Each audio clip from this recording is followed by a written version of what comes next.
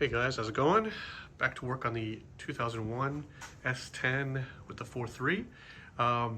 As you guys probably know, like when I first got this truck, it's only got like 41,000 miles on it. It was my grandfather's, who's still living, but he was just done with it, so he graciously shared it with me. And it had two main problems when I got it. So the brakes were shot, and I mean the pads were like a quarter of an inch. It was pretty bad. But then also it had an overheating problem, but it seemed to be connected to the fact that the car had been sitting a lot. In 24 years to only get 41,000 miles, a lot of debris had built up in the radiator and the lines and everything like that. So I flushed this radiator a bunch of times. In fact, I'm gonna show you later in the video, I even pulled the reservoir out and power washed the heck out of that. And it seems to have helped a lot, but this radiator, I think, just sustains so much debris in there, it's done. So that's the bad news. The good news is Mishimoto just had a sale. So I got a new Mishimoto radiator for the Chevy 4.3, and I gotta say, I've used Mishi products before, but this one, to begin with, it's packaged so well. So let me pull it out of here. I already opened it just because I wanted to see. Plus I was checking to see if there's any stickers, which there doesn't seem to be, but whatever. Let's see if I do this one-handed. Oh, hold on, I can't get it one-handed. That's how well packaged it is. All right, here we go, out of the package. And you can see it's got really nice like cardboard wrapping and everything like this. The back side of it is a complete side of a wall of cardboard. So really well packaged. Each of the main inlets have plastic over them. And I mean, it's just a OE replacement. So it's plastic and end tanks and everything like that. But if you look at the fins, all the fins are in really, really good shape, as you'd expect. I mean, it's a brand new product, but cheers to Mishimoto for making sure it looks really good. So, I've already done a little bit of work. I'll show you what I got, and then I'll show you what it's going to take to put this bad boy in. All right, here's the old one. And I couldn't show you really any of the process. It's overall fairly straightforward. Obviously, the main hoses, the upper inlet is going to be a just like it's got like a vice clamp on it like that, so it pops right off. Same for the lower, right? These bad boys have this really unusual like circular pin. I don't even know what to call it. That'll show you what a noob I am. But they each have one here for the oil and trans coolers and everything like this. 1, 2, 3, and 4. These upper ones aren't that bad. Actually, they're pretty accessible. So they pop right off, but you have to take a sleeve off of them and then you have to push the pin out of it. And like so. These lower ones here and here. Let me give you a nickel's worth of free advice. Do these from underneath the truck. So here's the drain. This is where the radiator drains, of course. All right, so if you go under the passenger side, there's a little flap that pulls aside like that, and you can see straight up to the drain, and then the bottom of this, and you just put a screwdriver, a flathead, and you just pop that sucker off, and then pull them out, right? They don't have to be unscrewed. These fitments don't unscrew. You're meant to just pop that peg out, or plug, whatever you call it, clip, pop it out, and off you go.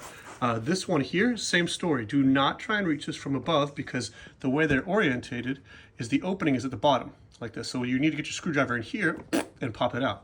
So this one, once again, on the driver's side, there is a flap in the wheel well. Push that aside and you'll be looking right at this bad boy. Takes you 2 seconds after you do that. So just letting you know. And then just a side-by-side comparison. Actually, this radiator is in pretty good shape in terms of the fins being pretty legit and everything like that. The tanks don't seem to have any obvious leaks. But as I said, it's dirty. And really, it's just not very nice.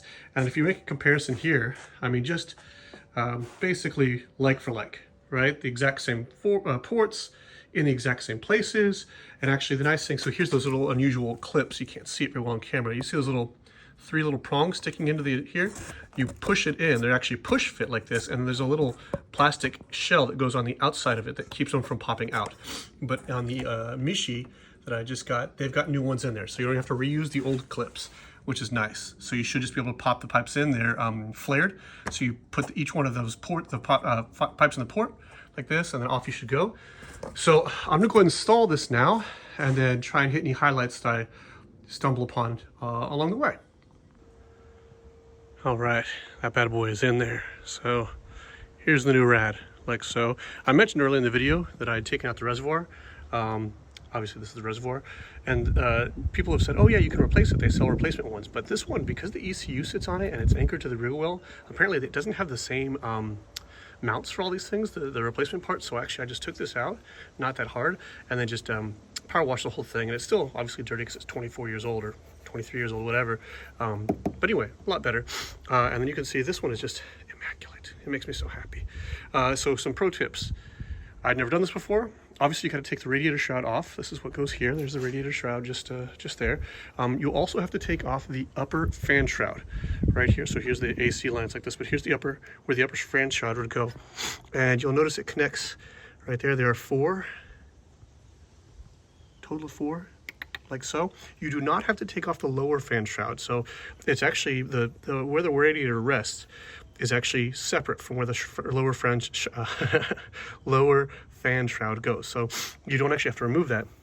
What I did do over here though is I removed the air box. Here's the top part of it, bungee corded to the hood, but I actually removed the radiator box, or the air intake box, and just so it would make it easier to get to these lines on the back end. And as I said, these are press fit, which was really convenient. So as soon as I got the radiator in, I just pushed hard and you can hear it click.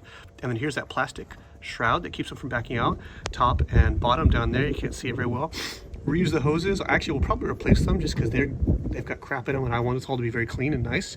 Same clamps on the top there. But yeah, really, once it got in there, you just make sure it's seated where it should be and everything like that. And it was actually a really good fit. So kudos to Mishimoto for an excellent OEM replacement. But yeah, that should be the whole job. It is a bit of a pain in the butt. It's a one-man job. I don't know that 2 people would do any better with this, but yeah, so there it is. I'll put everything back together, and then in the next video I'll let you know. Hopefully it all runs well and doesn't leak. And I'm kind of embarrassed to admit this, but make sure before you start this whole job, you drain the radiator. Ideally with something to catch it, right? I'm an idiot. So anyway, if this helps you out, hopefully it does. Oh, last thing I will say, as is expected, each of these bolts here for the shrouds, radiator and fan shroud, these are going to be 10 mils. And I kind of have them here like this. I'm about to install them all back in, but 10 mils all the way around. You know, hopefully you can find your 10 mil socket. Have a good one.